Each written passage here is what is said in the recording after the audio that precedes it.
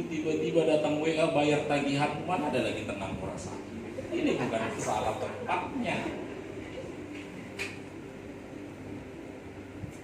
Kemudian murid-murid itu tanya, lalu kata mereka, apa yang harus kami perbuat supaya kami mengerjakan pekerjaan dikehendaki Allah? Apa yang kekal itu? Jawab Yesus kepada mereka, inilah pekerjaan yang dikehendaki Allah, yaitu hendaklah kamu percaya kepada Dia yang telah diutus Allah. Jadi waktu mereka mengejar kekayaan, mengejar roti pada konteks itu, Yesus bilang kamu salah. Itu yang membuat Yesus marah sama mereka. Jadi waktu mereka tanya, terus kami harus cari apa? Yesus bilang, kejarlah Dia, percayalah kepada Dia yang telah diutus Allah. Kesimpulannya apa? Yesus. Jadi yang kita cari itu, yang kita kejar itu, yang kita pegang itu bukan apa yang bisa Dia sediakan, bukan, tetapi pribadinya, Yesus. Sehingga di dalam situasi apapun engkau aman. Amin. Kita lihat contohnya dari Daud. Ini yang saya sampaikan tadi pagi. Mazmur 27. Ini orang yang mencari Tuhan. Mazmur 27 ya. Ayat 2, ayat 3. 2 dan 3. 2, 3 ya. Ketika penjahat-penjahat menyerang aku untuk memakan dagingku, yakni semua lawanku dan musuhku, mereka sendirilah yang tergelincir dan jatuh. Sekalipun tentara berkemah mengepung aku, tidak takut hatiku. Sekalipun timbul peperangan melawan aku, dalam hal itu pun aku tetap percaya. Ini Daud yang bicara. Judul perikop di sini, aman dalam lindungan Tuhan. Kenapa dia bilang aman dalam lindungan Tuhan? Karena dia sedang berada dalam situasi yang sebenarnya gak aman. Kenapa gak aman? Ayat 2 bilang, ketika penjahat-penjahat menyerang aku untuk apa? Memakan daging. Ada kanibal-kanibal datang mau makan dia. Bukan cuma mau menyerang dia, ku makan kau, kata. Ini baru preman kampung aja datang, debt kolektor datang udah gemetaran kan.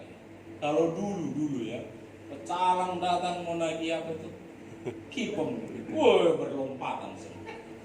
Tapi Daud bilang apa? Sekalipun penjahat menyerang, ini penjahat yang bilang ku makan kau, kata.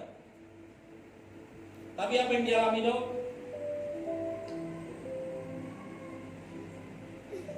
Aku tidak takut. Ada penjahat mau makan dia, itu yang dialami Daud. Kemudian yang kedua, ada tentara berkemah mengelilingi dia. Kita didatangi satu polisi aja udah takut gitu. Jangankan didatangi polisi, naik sepeda motor kau, terus ada sepeda motor polisi dari belakang, prit katanya, takut nggak? Jangan kali ya. Tapi Daud bilang apa? Sekalipun tentara berkemah, itu tentara-tentara yang siap perang mengelilingi dia, tapi dia bilang apa? Nggak takut. Kemudian apa lagi? Sekalipun timbul peperangan melawan aku, dalam hal itu pun hatiku tetap percaya. Walau perang di sekeliling, walau banyak orang yang menyerang dia bilang nggak ada masalah. Saya nggak tahu apa persoalan-persoalan yang sedang kau hadapi hari-hari ini yang membuat kau takut dalam hidup. Tadi Yesus bilang kepada orang-orang yang ikut dia, terus apa doa yang kami cari? Yesus bilang percaya kepada siapa? Kepada Dia yang diutus Tuhan. Siapa itu? Yesus. Ketika engkau percaya kepada Yesus, maka engkau akan memiliki sikap hati seperti Daud. Walaupun ada banyak orang datang ingin menghancurkan saudara, ada tentara-tentara mengepungmu, di sekelilingmu timbul peperangan, kekacauan, persoalan apapun, Daud bilang apa? Dalam hal itu pun aku tetap percaya. Kalau ada masalah dalam hidup kita, ada persoalan, biasa yang kita lakukan apa? Mungkin kalau ada saudaramu pejabat, ada saudaramu yang polisi atau tentara, itu yang kau telepon duluan kan? Tolong aku, tolong. Karena ada teman yang sedang bermasalah dengan bisnisnya, harus diperiksa oleh polisi. Dia telepon saudaranya kebetulan kenal sama istrinya Kapolda Bali. Itu yang dia cari.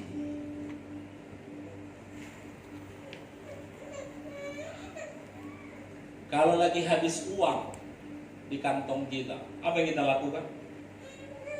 Bagi kalian yang kerja, biasanya ngapain? Kasbon. Maka waktu gajian kita cuma dapat apa? Tulisan. Pinjaman sekian dikurangi 0. Maka memulai hari di bulan berikutnya kasbon. Ketika kita sakit, yang kita cari apa? Iya, kalau dokter. Kadang-kadang yang dicari apa? Orang pintar. Terus ketika ditanya orang pintar itu, apa tamatannya? Menurut bahasa Indonesia, orang pintar itu kalau gelarnya apa? Minimal sarjana, master, doktor, atau profesor. Pun yang nggak sekolah pun gue bilang orang pintar. Pintar di mana? Pintar bodoh-bodoh ini ya. Oh, kalau untuk masalahmu nih butuh ayam cemani. Berapa harganya kemarin? Nggak tahu ya. Ini mulai semuanya hitam, darahnya pun hitam. Kadang-kadang saya bingung. Gimana sesuatu yang hitam bisa menyelesaikan hidupmu sendiri? Yang benar itu hidupmu kan sudah hitam gelap. Butuh apa? Butuh darah Yesus, itu yang benar. Itu makanya nggak salah Yesus bilang percaya kepada Dia yang diutus Tuhan. Kenapa? Karena darahnya tercurah bagi saya dan saudara. Darahnya itulah pembayar semua persoalan demi persoalan. Jadi jangan lagi ketika ada masalah dalam hidupmu, ada sakit yang kau cari orang pintar. Dokter lah cari. Atau ketua konselmu. Kalau ada uangmu ke dokter, kalau nggak ada didoakan, tinggal gitu aja kan. Itu gampang. Jangan cari yang lain-lain. Cari orang pintar, cari dukun. Kalau bahasa di timur lebih rohani lagi ya. Saya nggak tahu kenapa. Sebenarnya nggak salah dengan tim 2 itu betul. Tapi ketika mereka mulai buat syarat demi syarat, itu yang kemarin kita bicarakan di sidang-sidang. Yang bahaya itu orang Kristen itu begini, pergi kemana-mana, dia bisa rasakan setan. Berinding, ada setan. Kalau ada tim 2 kalian yang dia rasakan setan, itu salah. Oh iya, ada yang begini di ujung pintu. Nanti kok setan yang kau lihat? Sementara kau berdoa ke siapa? Ke Tuhan. Harusnya yang kau rasakan siapa? Tuhan. Ada orang yang pernah berpikir saya ini termasuk pendeta yang gak rohani. Karena saya gak bisa rasakan kehadiran setan. Kau gak peka loh. Masa kau gak tahu? Ada kayak di Kedondong itu. Ada tukang kemarin juga jam 7 malam dilihat perempuan di situ. Kok kami nggak pernah lihat? Karena orang berpikir kita ini nggak peka secara rohani, salah. Yang benar itu adalah selama ini kau bisa rasakan setan. Sekarang yang benar itu adalah setan harus rasakan kita. Saudara dengar cerita di Gerasa itu, waktu Yesus mendarat di Gerasa, turun dari perahu. Orang gila itu yang datang, setannya ngomong sama Yesus bilang apa? Tolong jangan usir kami. Apa ada ayat di situ bilang ketika Yesus turun ke Gerasa, maka mulai merindinglah Yesus. Dirasakan? Gak ada. Yesus jalan santai, datang orang gila itu. Setan yang ngomong jangan usir kami, berarti kesimpulannya apa? Setan yang merasakan kehadiran Yesus. Jadi kalau saudara masuk ke tempat-tempat angker dan kau nggak merinding, nggak ada yang salah dengan itu yang benar. Kalau kau merinding itu yang salah. Masih kau rasakan setan. Yang benar apa? Ini kemarin Pak Ediman bilang begini. Yang benar itu waktu kita masuk 200 meter ke sana, setan udah lari. Datang rupanya Bapak Nelly. Kabur katanya. Harus begitu. Jangan bulan kalian merinding. Salah.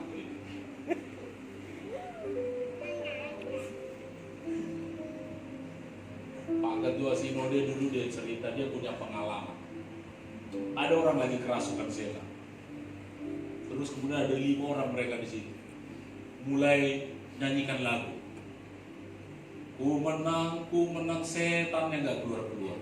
Ngomong aja. Ganti lagu dalam nama Yesus. Udah banyak lagu diganti. Mulai berbahasa, setannya juga gak keluar-keluar. Datang satu nenek. Mereka panggil bibi. Kenapa nak? Katanya. Ini bi, ada orang kerasukan setan. Setan keluar kau gitu. Udah selesai. Mereka bingung. Gitu rupanya caranya. Iya. Jangan pula ada orang kerasukan setan ganti-ganti lagu di situ. Dalam nama Yesus, ku menang. Terakhir dalam Yesus kita bersaudara, kau bilang bahaya. Jadi yang benar itu kita yang perlu dirasakan kehadirannya oleh setan-setan. Itu makanya kemanapun kita pergi nggak perlu takut. Saya kan dulu pemuda-pemuda di sini masanya orang ini dulu ya, pergi ke negara, nginap di sekolah. Pagi-pagi ada orang nanya, kalian nggak lihat sesuatu? Enggak, mereka nyanyi-nyanyi aja. Tidur di meja-meja sekolah itu kan, nyanyi apa? Tapi orang ngelihat ada sosok yang keluar dari situ katanya. Orang di situ berpikir sosok itu lagi ganggu mereka malam itu, bukan. Karena mereka berkemah tidur di sekolah itu, setannya yang bilang kabur kita, bahaya. Setannya keluar. Nah setelah mereka pergi setannya balik lagi, ya kita nggak tahu. Jadi yang benar itu adalah kita yang perlu dirasakan. Jadi jangan lagi nanti saudara berdoa atau apapun pas lagi berdoa, haleluya, tiba dulu, setan benar. Jangan. Biarkan setan yang perlu merasakan kehadiran. Amin. Jadi kemanapun kau pergi aman. Di kampung kami itu yang kami bikin KKN itu, itu pun banyak setannya, banyak dukun di situ. Kalau dulu saya pernah ikut tim kalau mau KKN itu, biasanya 2 minggu sebelumnya, itu 2 puasa. Ditanya orang Medan, kalau kau sampai ke Medan, gak mungkin kau puasa, gak mungkin. Gitu turun kau di bandara langsung dari situ, misop lah, sate padang, apalagi babi panggang, gimana kau mau puasa? Puasakah kami? Enggak. Perlukah kami doa 2 jam? Enggak. Karena yang kita percaya adalah apa? Kehadiran kita membuat setan-setan itu lari. Amin. Itu makanya waktu kita buat acara, kita bisa rasakan lawatan Tuhan yang luar biasa. Orang di situ pun rasain. Udah selesai. Ibu bilang ke saya, ada orang yang begini-begini. Saya ngomong, ada orang di sini di perutnya begini-begini, maju ke depan. Tuhan mau buat sesuatu sama hidupmu, jangan malu gitu. Maju. Jadi bukan karena kita, bukan Tuhan.